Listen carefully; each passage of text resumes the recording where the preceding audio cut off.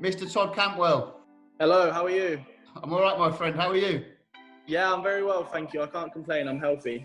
Good. How's isolation been treating you, pal? Yeah, like I say, it's far from ideal. Obviously, missing football, missing your normality, missing the family, really. But like I said before, I'm healthy. I can't really be complaining. And you've been having some dancing as well, which I'm going to show right here. Yeah, I'm quarantine clean, so relax. I'm quarantine clean, but got a slime disease. I got holes on their knees and back trying to eat. Trying to floss, but I got money right behind my teeth. When I loaded up in this one, I gotta hide my knees. Mama's in a boondocks. She living on the... I've been doing a little bit of dancing. To be fair, I like to see myself as a bit of an entertainer, and I like to put a smile on people's faces. And if that's at my expense, then I'm all for it. That's what it's all about. Mate, first season in the Premier League, I've got to say, mate, you've been on absolute flames. So thank you very much. Thank you. I appreciate that.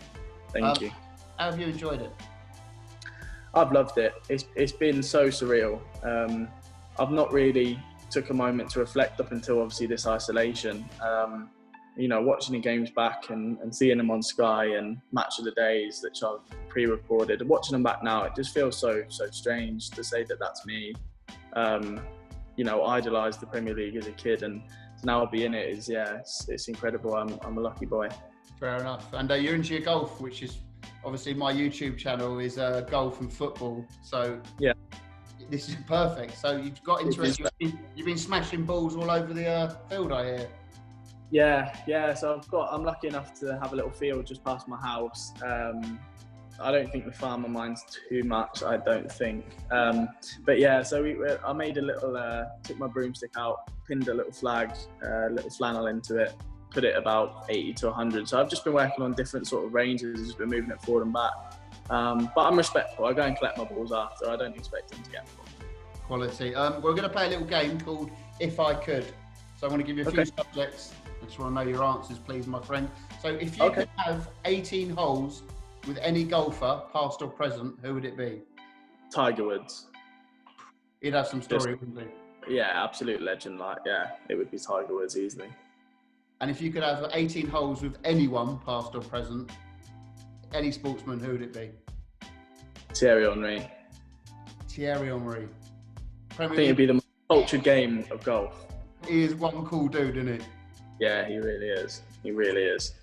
Because you and your family are Arsenal, aren't you? Or the family, I've got a lot of Arsenal roots. It goes back quite a long way. Obviously, as a kid, my mum was obviously lived in Norwich her whole life. She's the Norwich side, so it was always sort of Norwich Arsenal. But as I've grown up, it's kind of I've become quite neutral. I don't know if it's now because obviously I play professional and you don't look at it like that. You look at it more as I'm at Norwich and I only really care about what we do. That's kind of how I look at it. Yeah.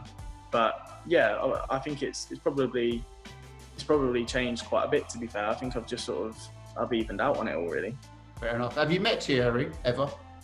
No, I haven't. I've not been lucky enough. I've met Arsene Wenger before when we played against Norwich v Arsenal the last time Norwich in the Premier League, and I was actually ball boy when I met him. So that was quite weird. Was he nice? He was lovely, man. Yeah, I went up to him and I asked him just before the game if I could have his signature, and he took the time and did it, and I was the happiest boy in the world at that point. I was running around with it. Lovely stuff. If you could get anyone at Norwich into golf, who would it be? I could get anyone. Probably be Jamal, because Jamal is a very good friend of mine. get on very well with him. But sometimes he's quite antisocial. If it's not going out for some food, he loves his food. He literally loves his food. It's constantly, I'm eating this or I'm going out here. But sometimes I think it would be good for him just to go out and clear his head and just play some golf. I think it would be good. I reckon he's off it though. I can just imagine it now. Fair enough. If you could sing a duet with anyone, who would it be? See, initially I want to say Bieber, but I feel like I might. I don't know. I don't know if it's a bit sort of. There's a lot, but I think just because when I was a kid, I think I'm gonna have to say Bieber, just because I think it would be so cool to meet someone like that. Wasn't your initiation song Justin Bieber? It was Love Yourself. Yeah. Yeah.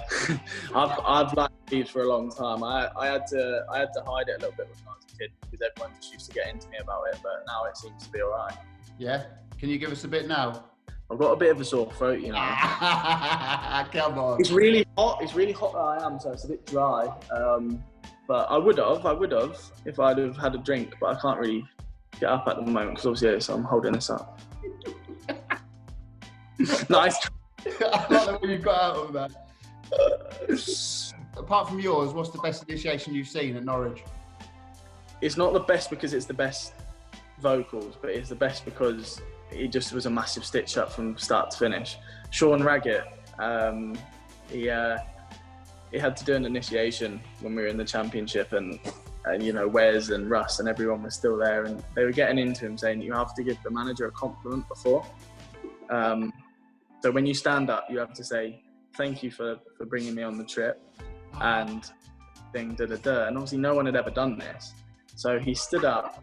He said, and everyone had done it individually. So like they had said to the lads, like, look, go and find Sean and just remind him he has to do it, otherwise the manager will be really offended. Yeah. And Sean sort of was like really convinced. So he got up and he went, thank you for having me on the trip. Everyone started laughing and the manager was like looking. And he goes, and I really like your hair, and just started singing. Oh. And everyone was crying with laughter. It was a horrendous song, but like the laugh, and I could see the manager, he was looking around, but because the seniors were laughing so much, he knew he just stitched them up. Right.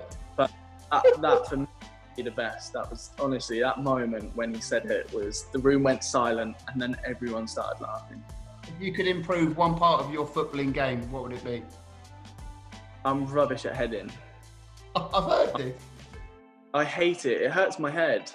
I just obviously header it wrong. Ever since I was a little kid, I refused to header it. I would jump higher and chest it. I've become quite good with my shoulders. I can do shoulder passes better than I can header. I only header if I absolutely have to. So every time you head the ball, it hurts? Yeah, even if I hit right here, it just hurts. I hate it. I absolutely. And whenever I go up for a header, I always get an elbow in the face. Yeah. It's just, it's never been me. I'll probably get a lot of stick for that as well, but it's the truth. I heard a great story about you. Is right. When you were younger, your manager was like, you've got to score more headers, you've got to score more headers. Didn't you round the keeper and then get down your hands and knees and nod it in from like 5 of the yard? Yeah, I remember it very well. We were playing against Spurs in the academy. I think I was under 11s, and we had like goals, and my one was to score more goals with my head or use my head more in games. We were winning the game quite comfortably. I think I was having a very good day. I managed to get past the back four, dribble around the goalie, and it was at the point where the keeper had come out, so I had enough time. Yeah. And I looked over at my manager. I've got on my knees and I've headed it over the line. And the academy manager was in there, and he pulled me over straight away. I was thinking he's going to say, "Oh, you're doing really well." And he said, "If you ever do that again," he was like, "That's so disrespectful," and all this. I said, "No, but that's my targets and all this." And he was shouting at me in front of everyone, saying they're so disrespectful and stuff like that. But that's actually a true story. That's quality. If you could be in any film, what would it be? Initially, as you've said that, I thought Saving Private Ryan, because that's like one of my all-time sort of favourite films. I've watched that film so many times. Other films, I think, like 21 Jump Street as well. Like them sort of films. I love like a comedy. I love like that American humour. Yeah. But if I'm given a final answer, I think it would be Bruce Almighty, just because I've probably watched that film the most. If you could have a dance-off with anyone, who would it be? You. Me? I'll give you a bit now then. Yeah? Come on, you get up as well. Yes. What has it come to? Isolation, people, this is what it does. Isolation, dance off. Right, here we go. I'll go for 10 seconds, yeah? Yeah, go on. Right, here we go. Let me see this. Yeah? Oh, yeah. Yeah. Oh, he's got it. Oh, it's culture. I don't think you've got that rhythm.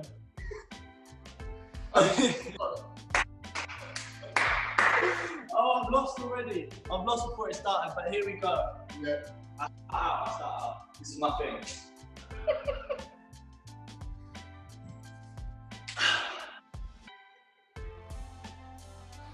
Oh. Did I win? What happened? I'll tell you what, we'll let the people decide. We'll let the people on YouTube decide who won that dance off. Let us know. I think you've won it. I'll be honest. I think you've won it. Yeah, let us know down below what you thought about that. Who won the dance off? Oh, thank you so much, mate. It's been an absolute pleasure. Absolute pleasure. Brilliant, mate. Thank you so much. Take it easy, pal. Bye-bye.